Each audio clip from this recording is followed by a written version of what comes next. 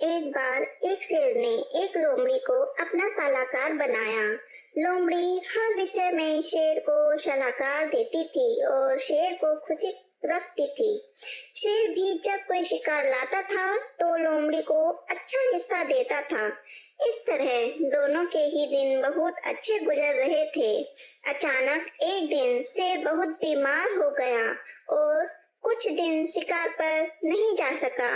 इस कारण दोनों के पास ही खाने के लिए कुछ नहीं बचा था।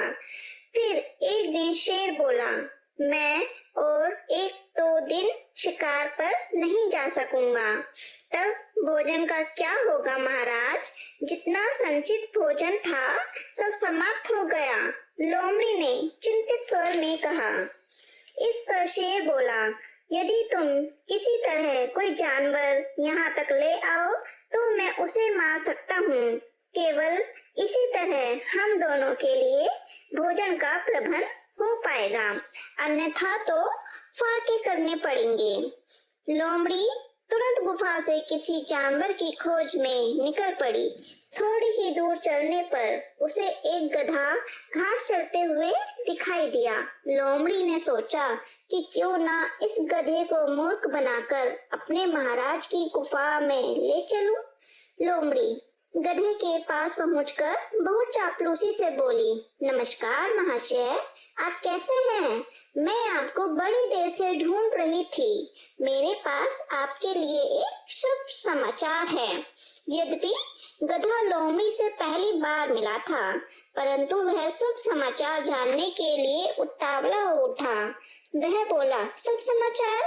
आप मुझे कौन सा शुभ समाचार सुनाने आई हैं? मैं वह समाचार जानने के लिए बहुत ही उत्सुक हूँ। लोमड़ी बोली, इस जंगल के महाराज आपको अपना संतरी नियुक्त करना चाहते हैं। गधे को यकायक विश्वास नहीं हो रहा था। उसने लोमड़ी से पूछा, इस जंगल में तो एक से एक ताकतवर तथा बुद्धिमान जानवर हैं, फिर उनमें से किसी को अपना संतरी न बनाकर शेर ने मुझे ही क्यों चुना? लोमड़ी बोली, क्योंकि वह जानते हैं कि खतरा भांपते ही आप बहुत ऊंची आवाज में चीख सकते हैं।